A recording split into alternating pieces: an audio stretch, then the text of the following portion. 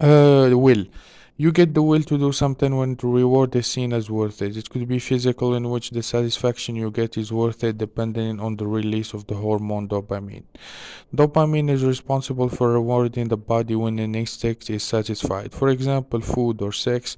This combination of instincts and dopamine is the reason humanity survived for this long. Instincts, on the other hand, are responsible for the basics of humans. On the other hand, the will to achieve something in society is purely psychological. The will you get to achieve something is tied to what society sees as successful and what a person sees as successful, and both are mostly done by society. It is sold to the public as success, the idea of fame, for example.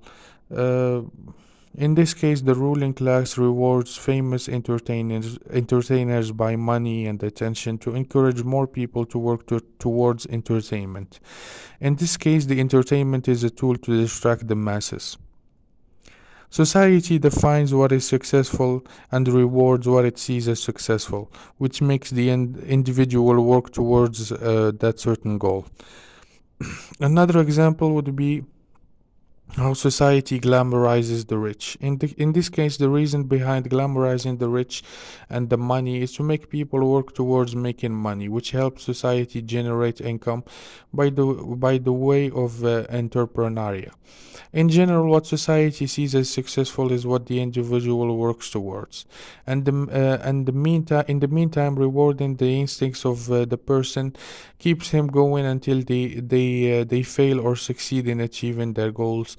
Those goals being the goals that society puts.